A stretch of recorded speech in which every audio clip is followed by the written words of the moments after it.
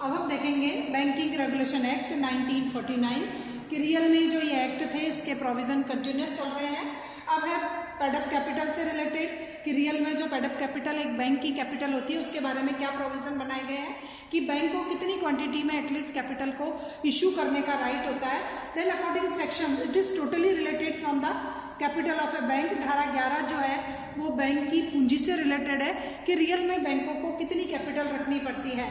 तो न्यूनतम पूंजी निश्चित करते समय जब भी आरबीआई या सेंट्रल गवर्नमेंट किसी भी पर्टिकुलर बैंक की एक मिनिमम कैपिटल को डिटर्मिनेट करेगी कि रियल में इस पर्टिकुलर बैंक की कैपिटल इतनी होनी चाहिए, तो उस कैपिटल को डिटर्मिनेट करते समय बहुत सी चीज़ों को ऑब्जर्व करेगी, तब जाकर के उस पर्टिकुलर बैंक की कैपिटल का डिटर्मिनेशन हो सकता है कि इस पर्टिकुलर बैंक को कितनी कैपिटल रखनी है। तो जब कैपिटल का डिटर्मिनेट करते हैं तो सबसे पहले जोग्राफिकल जो उसका वर्किंग एरिया है कि एटलीस्ट वो पर्टिकुलर बैंक कहाँ पर सेटअप है, किस कंडीशन में है, कोई ट्रेड सेंटर तो नहीं है जहाँ पर ट्रांजेक्शन्स बहुत ज़्यादा हो, कोई पॉपुलर सिटी तो नहीं है जहाँ पर बहुत ज़्यादा डेली के ट्रांजेक्शन्स बैंकों के माध्यम से होते हो, ट्रेड बहुत ज़्यादा होता हो, या एटलीस्ट बैंक को स्थापना कब हुई थी, उसको कब इस्टेब्लिश किया गया था, कितना वो है जो पास डेट का है वो, और उसकी प्लेस कौन सी है, उस पर भी कैपिटल का डिटर्मिनेशन करेगा। और एटलीस्ट ग्राहकों की आवश्यकता कितनी है, उस पर्टिकुलर एरिया में कस्टमर की नीड्स कितनी है, एटलीस्ट कैपिटल का डिटर्मिनेशन उन सब पर डिपेंड करेगा कि उस पर्टिकुलर बैंक की पेडअप कैपिटल कितनी होनी चाहिए, उस पर्टिकुलर बैंक के पास रिजर्व फंड कितने होने चाहिए। देन सेक्शन 11 उसके मेन प्रोविजन इस प्रकार है।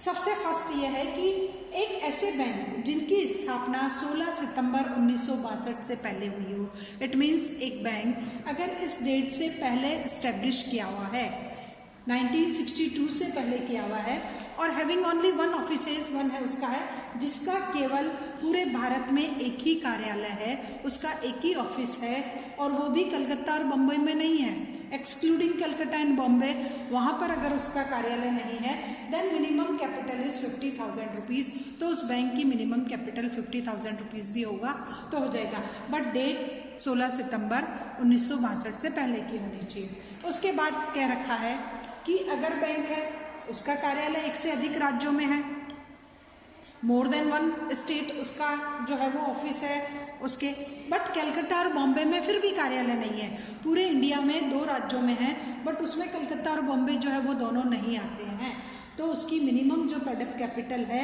न्यूनतम प्रदत्त पूंजी और उसका जो रक्षित कोष है, it is 5 lakh rupees, not less than 5 lakh rupees, 5 lakh रुपए से कम नहीं होना चाहिए। अगर एक से अधिक राज्यों में कार्यालय हैं तो फिर कलकत्ता और बॉम्बे में नहीं है, तो 5 लाख रुपए की न्यूनतम प्रदत्त पूंजी और रक्षित कोष बैंक के होने चाहिए। उसके बाद आते हैं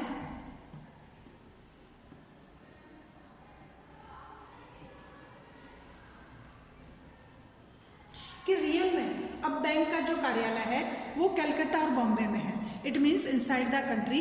जब भी बैंक ने अपने ऑफिसेज या ब्रांचेस को ओपन किया तो कलकत्ता और बॉम्बे में उसके हेडक्वार्टर्स हैं, और उसके साथ साथ एक से अधिक राज्यों में भी हैं, and more than 2 state, more than 1 state, एक से अधिक राज्यों में अगर उस पर्टिकुलर बैंक के कार्यालय हैं, देन पेडअप कैपिटल और reserve fund is equal to 10 lakh rupees, तो उस बैंक की प्रदत्त पूंजी और उसका रक्षित कोषानुपात जो है, रक्षित कोष है वो 10 लाख रुपए कम से कम होने चाहिए, न्यूनतम है 10 लाख रुपीज़ ये होना चाहिए अगर कलकत्ता बम्बई के साथ साथ एक से अधिक राज्यों में।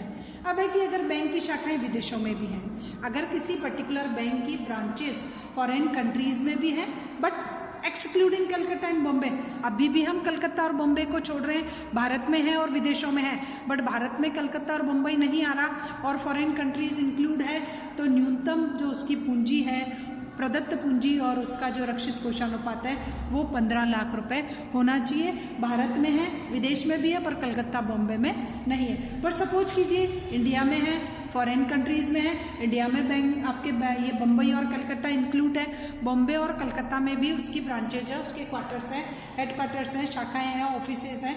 अगर उसका ऑफिस बैंक में है, उसका ऑफिस देखो यहाँ ब्रांचेज इंक्लूड नहीं होते, ऑफिस जो है वो अगर बॉम्बे और कलकत्ता में है तो उसको 20 लाख रुपीज़ की जो है वो न्यूनतम प्रदत्त पूंजी और रक्षित कोषानुपात रखना पड़ेगा, पेडअप कैपिटल और reserve fund less than 20 lakh rupees नहीं होना चाहिए। Then these are related from norms from the capital, की रियल में बैंक की कैपिटल किस स्टाइल की होनी चाहिए। अब आता है कि अधिकृत, अभिदत्त व प्रदत्त पूंजी में अनुपात। What is the ratio of authorised, subscribed and paid up capital, कि बैंक की जो अधिकृत, अभिदत्त और प्रदत्त पूंजी होती है एटलीस्ट उसमें क्या रेशियो होना चाहिए अकॉर्डिंग टू सेक्शन 12। ये सब धारा 12 में एक्सप्लेन किए गए हैं। Then it is the ratio is equal to 4:2:1। इनमें जो रेशियो होना चाहिए वो 4:2:1 का होना चाहिए। अधिकृत पूंजी 4 करोड़, तो अभिदत्त आपकी 2 करोड़, तो आपकी paid up capital 1 crore rupees होना एसेंशियल है। ये इसका 50% और ये इसका 50%, मतलब जो पेडअप होगी वो इसका 50 और ये इसका 50 होना ज़रूरी है। 4 करोड़, 2 करोड़, 1 करोड़ का रेशियो होना चाहिए। तो ये रेशियो बताया गया है बैंकिंग रेगुलेशन एक्ट में कि पेडअप कैपिटल, ऑथोराइज्ड और सब्सक्राइब्ड में क्या रेशियो होना चाहिए। अब सेक्शन जो है 14 ये क्या एक्सप्लेन कर रही है कि अपनी प्रदत्त पूंजी की जमानत पर ऋण नहीं ले सकता।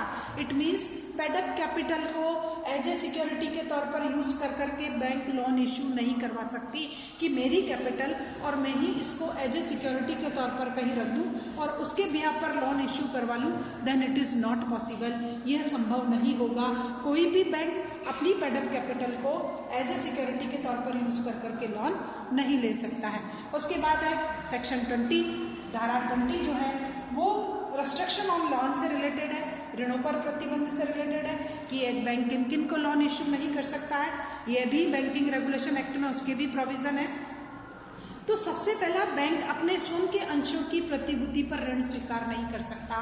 कोई भी पर्टिकुलर बैंक जो है वो अपने शेयर को एज ए सिक्योरिटी के तौर पर यूज़ कर करके और ऋण नहीं ले सकता है, ऋण स्वीकार नहीं कर सकता कि मेरे ही शेयर मेरे ही वहाँ सिक्योरिटी के तौर पर रख लो और मुझसे ही लोन ले जाओ।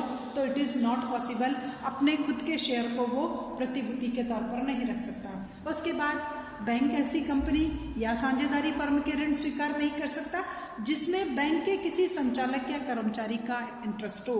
अगर किसी बैंक में उसके खुद के डायरेक्टर्स और उसके खुद के एम्प्लॉयज़ का इंटरेस्ट है किसी फर्म में, साझेदारी फर्म में या कंपनी में, तो बैंक ऐसी कंडीशन में लोन एक्सेप्ट नहीं कर सकता है जब आप किसी का हित है और आप फिर उसको लोन यूज़ कर रहे हो। उसके बाद बैंक किसी ऐसे व्यक्ति को भी ऋण नहीं दे सकता जिसकी गारंटी संचालक ले रहा हो। संचालक कह रहा हो कि उसको लोन इश्यू कर दीजिए, मैं इसकी सिक्योरिटी ले लेता हूँ, तो ऐसे भी बैंक जो है ऐसे पर्सन को लोन इश्यू नहीं करेगा जिसकी गारंटी उसी बैंक का संचालक ले रहा हो।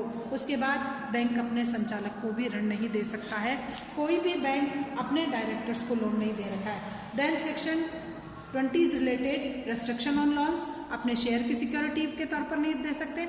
ऐसे किसी कंपनी या साझेदारी फर्म को लोन नहीं दे सकते जिसमें डायरेक्टर का या एम्प्लॉयज़ का इंटरेस्ट हो।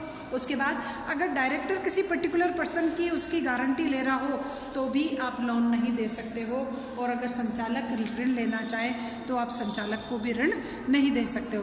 तो ये थी सेक्शन 20। अब सेक्शन 21 जो है वो बैंकों की जो है वो डेप्ट पॉलिसी पर डिपेंड कर रही है कि रियल में बैंकों की ऋण नीति किस प्रकार की होनी चाहिए। तो इसमें रिजर्व बैंक जो है वो जमाकर्ता के हित में अनसिक्योर्ड लोन देने पर बाउंडेशन लगा रहा है। सेक्शन 21 जो है वो ये एक्सप्लेन कर रही है कि कोई भी बैंक, धारा 21 ये कह रही है कि कोई भी बैंक अगर डिपॉजिटर के हितों की सुरक्षा चाहता है तो एटलीस्ट अनसिक्योर्ड लोन नहीं दे। डेप्ट पॉलिसी का फॉर्मुलेशन इस स्टाइल से करे कि जो है अनसिक्योर्ड लोन नहीं दिया जा सके, तो इस प्रकार बैंक विशिष्ट प्रकार के प्रतिबंध लगा सकती है कि इस प्रकार के लोन जो है वो किसी को इश्यू नहीं किए जाए।